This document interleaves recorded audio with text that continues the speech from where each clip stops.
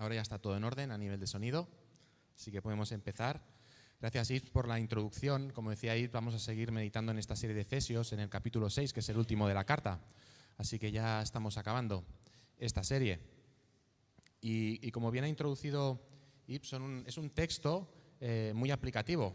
Como ya vimos también en el texto de la semana pasada, y cuando encontramos en la palabra del Señor textos tan aplicativos como estos, a veces podemos caer en errores. Estos textos bien podríamos utilizarlo quizás para tener un seminario o un taller de padres e hijos, por ejemplo, o quizás tener un seminario de cómo comportarnos en el lugar de trabajo, de cómo deben ser nuestras relaciones allí, cómo debe ser nuestro comportamiento allí.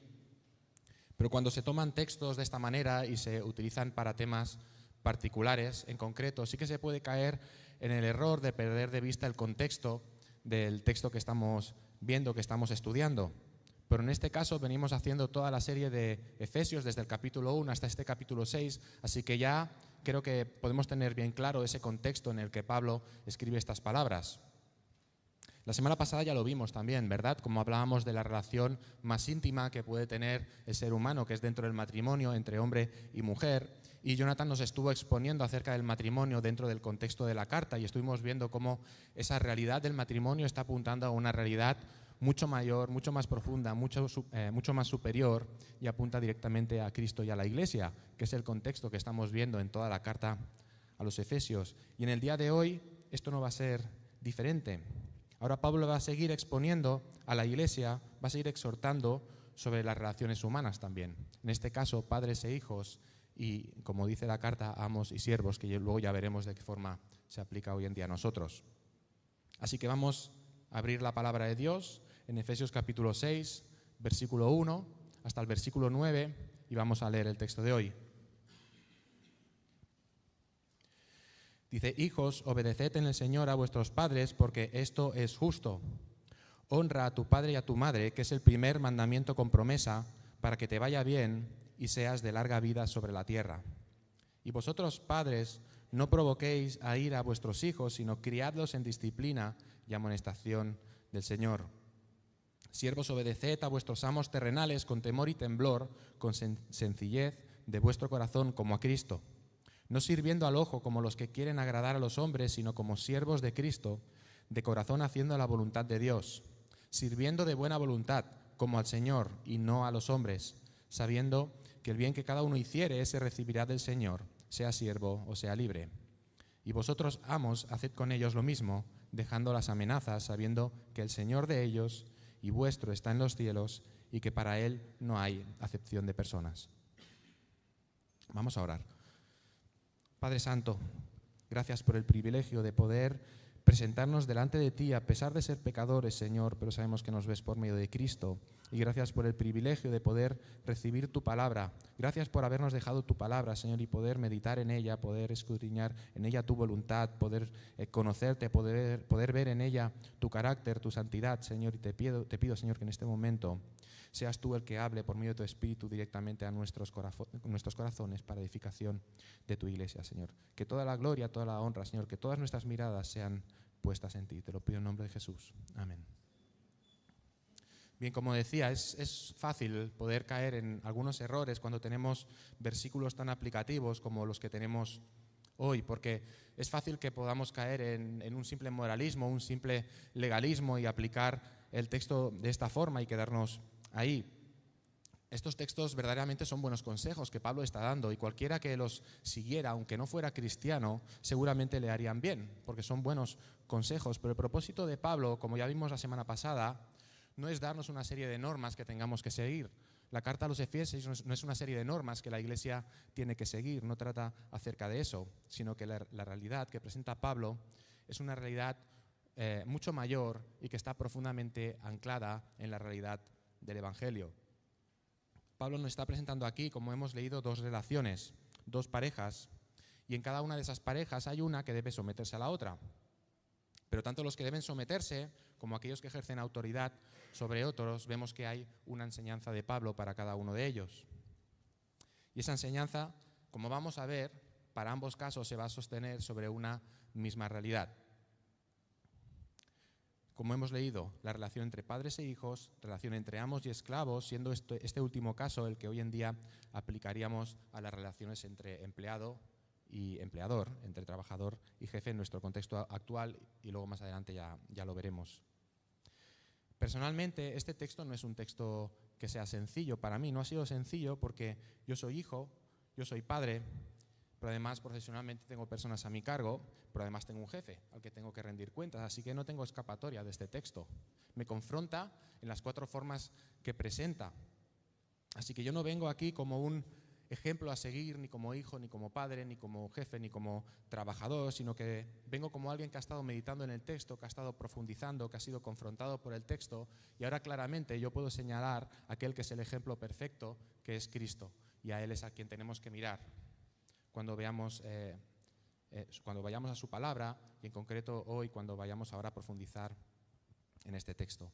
Y hablando de este contexto literario dentro de la carta, también hay otro contexto que es el contexto cultural, y creo que también es interesante hablar acerca de este contexto. Éfeso es una ciudad helénica, ¿verdad? Pero estaba al mismo tiempo bajo el Imperio Romano, así que es lo que conoceríamos hoy en día como una cultura grecorromana. Es como llamamos ahora a aquella cultura en aquel tiempo, en el siglo I. Y en Hechos 19 tenemos los inicios de la iglesia de Éfeso. Allí Pablo fue expulsado de una sinagoga y acabó enseñando durante 2 años en una escuela de un tal Tirano. Nos dice en el versículo 9 de Hechos 19. Y es que la sociedad griega se caracterizaba en aquel tiempo por tener esas escuelas de pensamiento como este tal Tirano que nos habla la palabra, donde Pablo estuvo enseñando. Allí los niños y los jóvenes recibían una educación integral en literatura, retórica, oratoria, ciencia, filosofía, arte, una educación completa que se llamaba paideia.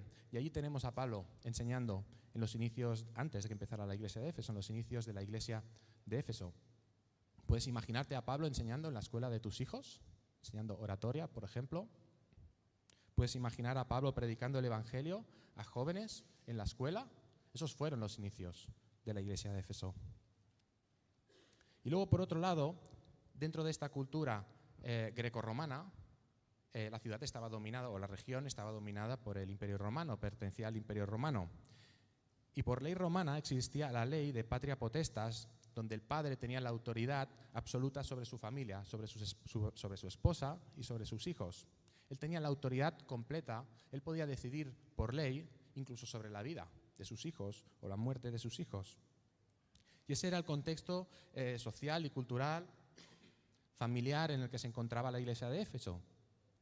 Era un contexto donde aún por esa herencia helénica se delegaba la formación de los hijos a esas escuelas de pensamiento, pero por otro lado, por ley romana, el padre tenía la completa autoridad sobre sus hijos, y los hijos eran criados sin cuestionar en absoluto cualquier cosa que el padre pudiera decir, estuviera bien o estuviera mal. Luego, por otro lado, tenemos la segunda pareja que presenta Pablo, donde encontramos a amos y siervos. Hay que tener claro que cuando leemos siervos, realmente lo que estamos leyendo es esclavos.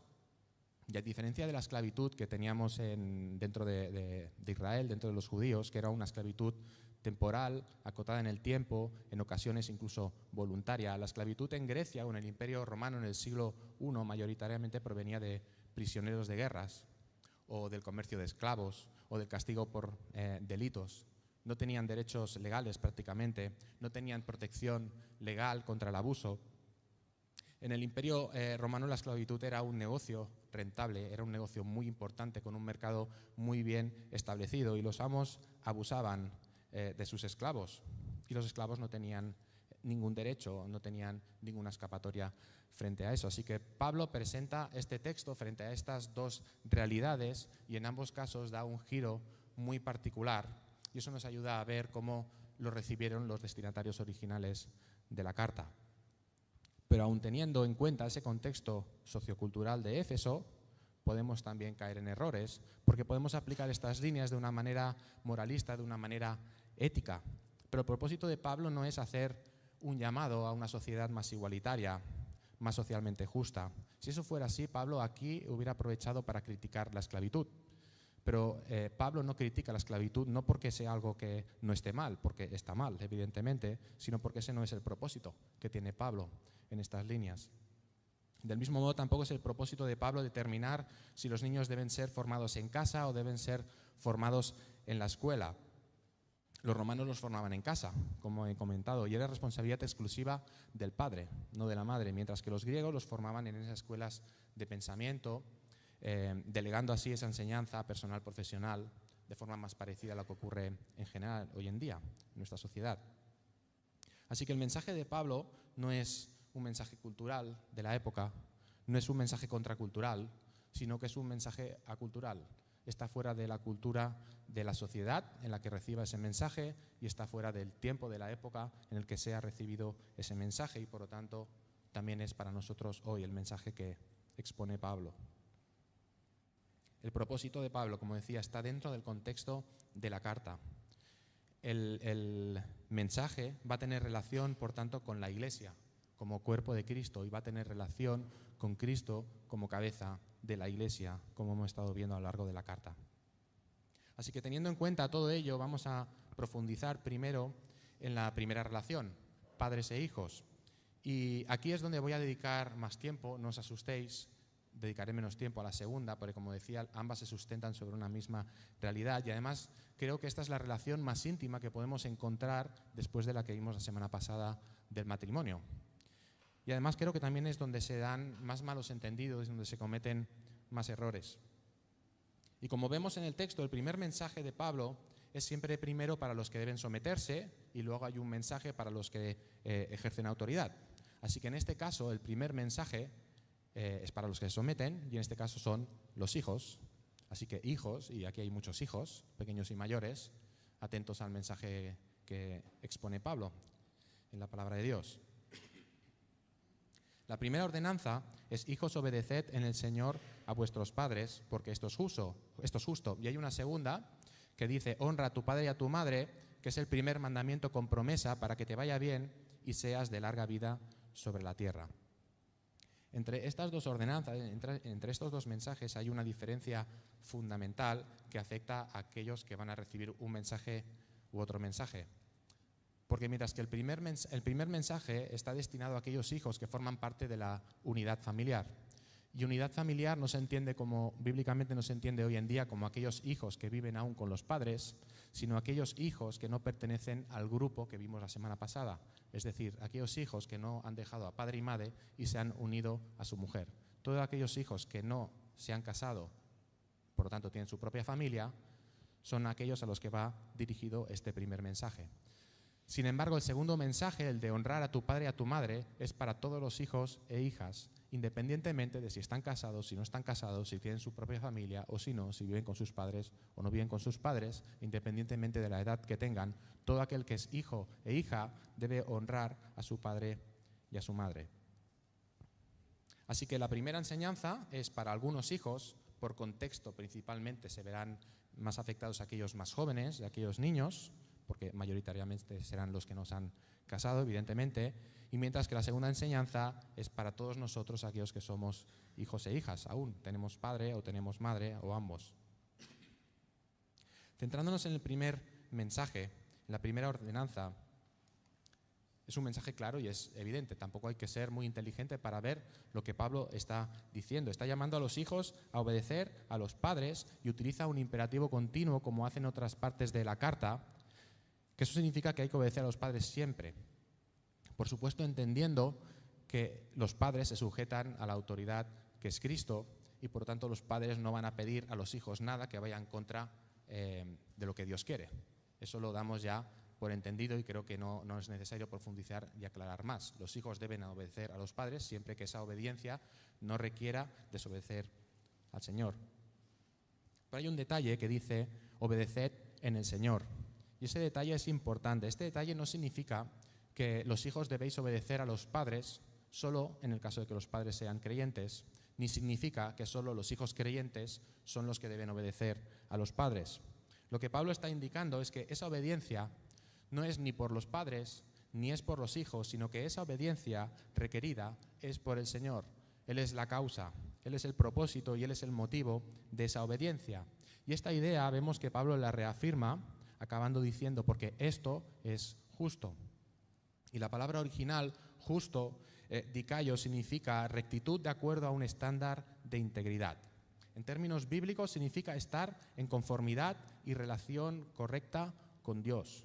Dicho de una forma más clara, esto es lo que ha determinado el Señor y esto es lo que le agrada al Señor, que los hijos obedezcan a los padres. Para los hijos, aquellos que formáis parte del núcleo aún familiar de los padres, la obediencia a los padres no debéis obedecer a los padres porque de esta manera ellos van a estar muy contentos con vosotros. Tampoco debéis obedecer a los padres porque los queréis mucho. Está bien que estén contentos, está bien que los queráis mucho, pero ese no es el motivo por el cual debéis obedecer a los padres. Ni tampoco debéis obedecer a los padres porque entendéis que ellos se han sacrificado mucho por vosotros y os dan todo aquello que necesitáis y os cuidan. Eso está bien, pero eso no son motivos bíblicos por los cuales debéis obedecer a los padres, sino que debéis obedecer a los padres por la simple razón de que esto es lo que el Señor ha determinado, esto es lo que Él quiere, esto es lo que le agrada y este es el marco que Dios ha establecido para la relación de los hijos con los padres, que los hijos obedezcan a los padres. Otro punto de vista también interesante en cuanto al marco cultural que he hablado antes es que mientras que la obediencia a los padres, a los varones, era más que asumida por esa sociedad, pobre del niño o de la niña que no obedeciera a su padre, no era así con la madre. Pero aquí Pablo está elevando esa autoridad, esa dignidad, como ya vimos también la semana pasada en el matrimonio, a ambos, a padre y madre. Y que los dos tengan la misma dignidad o autoridad respecto a la obediencia que los hijos deben ejercer hacia ellos, tiene una implicación, y es que ambos, padre y madre, van a tener la misma responsabilidad, también respecto a lo que Pablo está comentando aquí en estos versículos. Esta misma dignidad entre ambos, entre padre y madre, dentro del núcleo familiar, vemos que es confirmada por el segundo mensaje, por el segundo mandato: honra a tu padre y a tu madre. Otra vez vemos a ambos, a padre y madre, que son destinatarios de la misma honra. Ambos son dignos por igual de recibir honra de los hijos. Era algo no asumido entonces por aquella cultura. Quizás ahora lo podemos ver, lo podemos entender más, pero es algo que hay que tener bien claro. Ambos son dignos de recibir la honra de los hijos por igual. Este segundo mandato es para todos aquellos que aún tenemos padre o tenemos madre o tenemos a ambos. Y además este segundo mandato no es nuevo. Lo tenemos en los 10 mandamientos, ¿verdad? El quinto mandamiento lo podemos encontrar en Éxodo o lo podemos encontrar en Deuteronomio. En Éxodo 20, versículo 12 dice: honra a tu padre y a tu madre para que tus días se alarguen en la tierra que Jehová tu Dios te da. Y vemos que aquí Pablo remarca, igual que ocurre en Éxodo o ocurre en Deuteronomio, esa promesa, el primer mandamiento con promesa, para que te vaya bien y seas de larga vida sobre la tierra, dice Pablo. Esa promesa puede ser también un peligro para los hijos, porque ¿cuál es el objetivo de honrar a los padres? ¿Recibir la bendición de la promesa o bien la obediencia al Señor? Es algo que deben plantearse los hijos si están teniendo quizás demasiado en cuenta esta promesa. Algo así le ocurrió al joven rico. Es un buen ejemplo el joven rico en Mateo 19, porque el joven rico le pregunta a Jesús: ¿qué haré para tener la vida eterna? En otras palabras, estaba preguntando: ¿qué debo hacer para vivir bien, para vivir mejor y para vivir más? Eso es la vida eterna. Y Jesús le dice: guarda los mandamientos, y entre los mandamientos que le cita, él le remarca el de honrar a los padres. Está incluido en esta respuesta que Jesús le da al joven rico. Y el joven, como sabéis, le responde que él ya guarda todos esos mandamientos. Entonces Jesús aquí le reta para que lo deje todo y le siga. Y es aquí donde podríamos decir que al joven se le ve el plumero, porque tiene que marcharse, porque no puede obedecer a lo que Jesús le está pidiendo. Pero de hecho, desde el inicio, desde la pregunta que hace el joven, ya iba mal encaminado, porque el joven no le pregunta a Jesús: oye Jesús, ¿qué debo hacer para seguirte? O Jesús, ¿qué debo hacer para servirte? El objetivo final era el mismo. El objetivo final era esa bendición que él podía recibir por parte de Dios, su bienestar.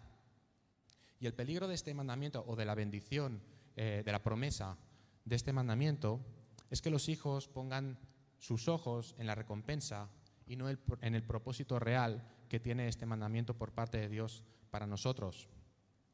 Además, Dios establece esta promesa en un momento muy concreto, muy particular de la historia de Israel. Ellos tenían que dirigirse a la tierra prometida y reciben la ley en el Sinaí. Ellos tenían que ir hacia la tierra prometida, entrar y conquistarla. Y personalmente creo que los hijos de Israel en aquel tiempo verdaderamente honraron a sus padres y verdaderamente recibieron esa promesa. Porque si recordáis, solo los hijos entraron a la tierra prometida. La generación de sus padres pereció en el desierto, mientras que los hijos entraron a la tierra y no solo entraron, sino que entraron, la conquistaron, obedecieron a Dios, se aposentaron sobre la tierra y vivieron todos sus días allí hasta que toda esa generación de hijos pasó. Dice Josué 21:45 que no les faltó palabra de Dios de todas las buenas promesas que Dios les había dado. Dice, todo se cumplió. Así que esta promesa de obedecer, de obediencia, al honrar a los padres, también se cumplió en esos hijos que entraron y que poseyeron la tierra. Y sin embargo, una de las razones por las cuales el exilio de Israel, entre muchos otros pecados que cometieron, nos dice Ezequiel 22, que fue precisamente la deshonra a los padres. Ezequiel 22:7 dice, al padre y a la madre despreciaron en ti. Es decir, al padre y a la madre desobedecieron y deshonraron, pero quiero remarcar ese en ti que nos dice Ezequiel. De la misma forma que Pablo remarca en esta obediencia en el Señor. Están diciendo ambos lo mismo, o están remarcando ambos lo mismo. Al padre y a la madre despreciaron en el Señor. O hay que obedecer a los padres en el Señor, como dice Pablo. Remarcando que la obediencia o la honra tiene como objeto final no los padres, sino el Señor. Y la desobediencia o la deshonra a los padres es pecado, porque en último término a quien estamos fallando no es a los padres, es a Dios mismo. Ahora bien, siguiendo hablando acerca de esta promesa, que quizás es algo que llama más la atención, al menos a mí me llamaba mucho la atención cuando era niño, personalmente creo que la promesa del quinto mandamiento fue literal para el contexto particular de Israel en el Antiguo Testamento, pero considero que hoy en día no es exactamente literal de la misma forma para la Iglesia de Cristo. Sin embargo, no se puede esconder que Pablo la está remarcando aquí, está haciendo énfasis. ¿Con qué propósito Pablo hace referencia entonces a esa promesa? Bueno, si miramos al ejemplo supremo, al ejemplo máximo que siempre debemos mirar en toda la palabra, que ese es Jesús, que ese es Cristo, Él fue el ejemplo máximo de obediencia y Él fue el ejemplo máximo de honra a su Padre. Cristo obedeció toda la ley de Dios por completo, no se saltó nada de la ley de su Padre.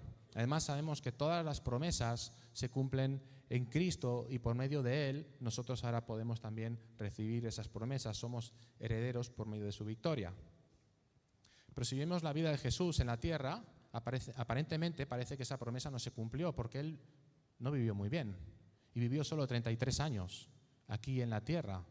Entonces, ¿cómo es posible que Él, obedeciendo toda la ley, no se cumpla, no reciba esta promesa de este mandamiento? Eso significaría o bien que Dios no fue justo al no cumplir en Cristo esta promesa, o bien significaría que Jesús no cumplió toda la ley, eso significaría que Jesús pecó. Ninguna de ambas opciones es posible, así que tiene que haber una tercera opción. Esa tercera opción es que ese que te vaya bien y seas de larga vida sobre la tierra, que Pablo nos está recordando aquí, tiene que estar apuntando a algo más alto, algo más eterno. En Isaías 53:10, Isaías escribe refiriéndose al Mesías, es decir, refiriéndose al Cristo. Él está hablando del Cristo. Y dice, cuando haya puesto su vida en expiación por el pecado, verá linaje, vivirá por largos días.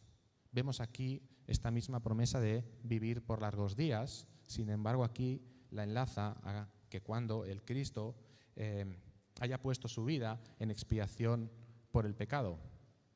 Aquí es donde vemos que Cristo verdaderamente sí que recibió esta promesa de vivir por largos días. Cristo obedeció al Padre hasta la muerte y en su obediencia hasta la muerte honró a su Padre hasta lo sumo. En respuesta, Cristo vivirá por largos días y esto será en la nueva tierra que Dios nos promete, donde no solo vivirá por largos días, sino que Él reinará por siempre a su pueblo, a su linaje, como dice Isaías, a nosotros, a su iglesia. Y esa promesa ahora nosotros la recibimos en Cristo. Y esa promesa, por lo tanto, apunta a una realidad, que es la realidad de ser hijos de Dios. ¿Qué ocurre entonces con aquellos hijos que aún no conocen al Señor? Porque si no conoces al Señor, significa que no eres hijo de Dios y por lo tanto no puedes recibir en Cristo las promesas de Dios. Aún no forman parte del cuerpo de Cristo, aún no forman parte de la iglesia. Y aquí es donde entra la segunda parte de este texto, el mensaje que Pablo escribe a los padres. Aquí entra la responsabilidad que tienen los padres delante de los hijos. La responsabilidad de los padres creyentes no es que sus hijos les obedezcan, no es que sus hijos les honren, sino que la responsabilidad de los padres es que sus hijos puedan llegar a ser herederos de las promesas en Cristo, es decir, que sus hijos busquen y fijen sus ojos en el Señor. Versículo 4, criadlos en disciplina y amonestación del Señor. El objetivo es que los hijos puedan buscar al Señor en su palabra y que su palabra, por medio del Espíritu del Señor, pueda obrar en sus corazones y ellos puedan ser hechos hijos de Dios también. Así como el hijo debe de obedecer a los padres, pero no por los padres, sino por el Señor, los padres deben instruir a sus hijos no para sí mismos, sino para el Señor. El objetivo final de los padres no son ellos mismos, ni son los hijos, sino que de nuevo el objetivo final es el Señor. No hay ninguna mejor manera en que unos padres puedan ser honrados que sus hijos vayan a los pies de la cruz y conozcan al Señor y sean salvados por gracia, por medio del mismo Señor que los salvó a ellos mismos. Y ahora no solo son sus padres, sino que además son sus hermanos en Cristo. No hay mayor honra para un padre y una madre. Aquellos padres creyentes que no tenéis claro este punto de vista, estos versículos para vuestros hijos y para vosotros mismos, es probable que quizás lo que consigáis sea provocarlos a ira. Frases como: hijo, debes obedecerme sí o sí, porque yo soy tu padre. Eso es lo que Dios dice en su palabra. Hijo, me estás deshonrando, ¿qué quieres? ¿Que Dios acorte tus días sobre la tierra? Hijo, si quieres vivir bien, debes honrarme, debes obedecerme. Eso es lo que la Biblia dice. Frases similares quizás habéis escuchado o habéis pronunciado. Y normalmente este tipo de frases, quizás un poco más duras, se pronuncian en momentos de discusión en el hogar, en momentos de tensión, y por lo tanto son frases que difícilmente lo que van a conseguir es llevar a nuestros hijos a Cristo, sino que van a llevar a nuestros hijos a ira. Así que mientras les decimos lo que ellos deben hacer y utilizamos la palabra para ello, nosotros desobedecemos la misma palabra que nos demanda no provocarlos a ira. Y el motivo es porque todas estas frases son verdades a medias. En todo este tipo de frases que se pueden llegar a pronunciar, se olvidan de lo más fundamental, que el objetivo de los padres es llevar a los hijos a Cristo y no centrarnos en nosotros mismos, no conseguir aquello que pretendemos para nosotros mismos. Sin embargo, a veces los padres, para conseguir lo que queremos, podemos llegar a poner la mira en nosotros o en los hijos, pero no en Dios. Nos olvidamos de lo fundamental. El objetivo principal del quinto mandamiento es el de honrar a Dios por encima de honrar a los padres. La obligación de los padres es enseñar a los hijos el camino en mayúsculas a seguir, que es Cristo. Si esta idea no la tenéis muy clara, tenemos un texto interesante en Levítico 19, donde aquí en este texto se parafrasea de alguna manera este mandamiento, el de honrar a los padres. Dice en Levítico, es versión Biblia de las Américas, porque alguna palabra cambia en Reina Valera, pero creo que es más acertada en este caso la versión de las Américas. Dice en el versículo 2: habla a toda la congregación de los hijos de Israel y diles: seréis santos porque yo, el Señor vuestro Dios, soy santo. Cada uno de vosotros ha de reverenciar a su madre y a su padre. En Reina Valera creo que dice temer, pero creo que es más acertado reverenciar. Y guardaréis mis días de reposo, yo soy el Señor vuestro Dios. No os volváis a los ídolos ni hagáis para vosotros dioses de fundición. yo soy el Señor vuestro Dios. Y este es el encabezado que tenemos en este capítulo 19, donde luego viene toda una serie de leyes ceremoniales. Con este encabezado remarca que Dios es santo y cuál debe ser entonces nuestra respuesta a ese Dios santo. La pregunta es, ¿qué hace ese mandamiento de honrar o de reverenciar a los padres en medio de ser santos porque Dios es santo, o en medio de guardar el día de reposo, o en medio de no volverse a los ídolos? Porque el cumplir esa santidad que Dios requiere está apuntando claramente a Dios, a honrar y a reverenciar a Dios. El mandamiento de guardar el día de reposo apunta también a esa santidad y a esa respuesta de reverenciar y honrar al Señor. El de no idolatrar a los ídolos apunta también a esa santidad del Señor y debemos reverenciar, por lo tanto, y honrar al Señor. Así que si tenemos este texto, este versículo, este mandamiento de reverenciar a los padres aquí en medio, es porque de alguna manera también está apuntando a esa santidad de Dios y a reverenciarlo y a honrarlo al Señor. Por eso está puesto aquí en medio de este texto de Levítico. Aquellos padres que queréis saber de qué manera criar a los hijos en disciplina y amonestación en el Señor, tenemos en la palabra varios ejemplos, pero uno que es muy explícito, muy aplicativo y muy claro es Proverbios del capítulo 1 hasta el capítulo 7. Podéis ir a casa y podéis leer desde el capítulo 1 hasta el capítulo 7 y allí leeréis constantemente un estribillo que se repite, que es algo así como: oye, hijo mío, la instrucción de tu padre. Y es un padre que está dando todo tipo de consejos a su hijo, pero siempre acaba en el mismo punto, en instruir a su hijo en la reverencia al Señor, el cual o la cual es el principio de sabiduría. Dicho con palabras de Reina Valera, el temor al Señor, el cual es el principio de sabiduría. Tenemos un ejemplo en Proverbios 2, del 1 al 5.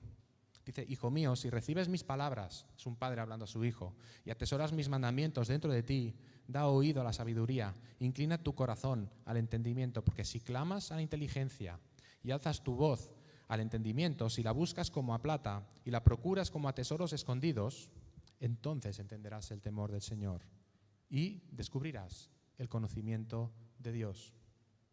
Ese es el trabajo, ese es el mandamiento para los padres, ese debe ser el propósito de los padres: instruir a sus hijos en entendimiento, inteligencia y sabiduría para entender el temor reverencial del Señor y así conocer a Dios.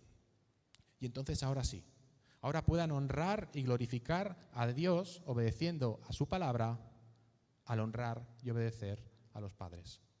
Ese sería el orden. Entender estos principios, entender esta reverencia al Señor, este temor reverencial que apunta a un Dios santo, nos ayuda también a entender mejor la segunda parte de este texto, en esa relación de sometimiento y autoridad que encontramos en la segunda pareja, y que seré más breve: esclavos y amos. Siervos, obedeced a vuestros amos terrenales con temor y temblor, con sencillez de vuestro corazón, como a Cristo. Los antiguos, en la antigüedad, como he dicho antes, en ese contexto cultural, tenían motivos para tener miedo de sus amos. Por lo general solían ser amos abusivos, para ellos eran una simple mercancía esos esclavos. Pero si trasladamos aquella relación de autoridad a nuestros días, como decía, tendríamos que hablar de empleados y empleadores, trabajadores y jefes. Y aunque hay jefes duros y jefes que puedan dar miedo, autoritarios, en absoluto se puede comparar con aquellos amos que podían, si querían, matar a sus esclavos. No eran considerados casi ni como personas. Pero el punto de este texto, la clave está al final de este imperativo del versículo 5. Dice: como a Cristo, igual que en la primera parte. Cristo de nuevo es el objeto final que demanda ese temor reverencial, como hablábamos antes. Así que el propósito final no es agradar a aquellos que tienen autoridad sobre nosotros en nuestros empleos, sino agradar a aquel a quien servimos por encima de ellos, que es Cristo, el verdadero Señor. Versículo 6, no sirviendo al ojo como los que quieren agradar a los hombres, sino como siervos de Cristo, de corazón haciendo la voluntad de Dios, sirviendo de buena voluntad como al Señor y no a los hombres. Pablo, con otras palabras, nos está diciendo otra vez que esto es la voluntad de Dios, esto es lo recto, esto es lo justo, esto es de acuerdo a su voluntad y le agrada. Y también hay un llamado para aquellos que ejercen autoridad. Para los jefes también hay una exhortación. Aunque ellos tienen autoridad sobre la tierra, en el Señor todos somos iguales, puesto que solo hay un verdadero Señor que está en los cielos, el cual no tiene en cuenta el rango de cada uno. De nuevo está apuntando a una realidad superior que debían tener en cuenta esos esclavos y esos amos que eran creyentes, que habían sido rescatados por la sangre de Cristo. Dios los había puesto para servirle a Él como Señor en la posición en la que los había llamado, ya sea esclavos o ya sea amos. Pablo es más concreto al respecto en 1 Corintios capítulo 7. Allí Pablo está hablando directamente a los esclavos y dice: pero cada uno como el Señor le repartió y como Dios llamó a cada uno, así hago.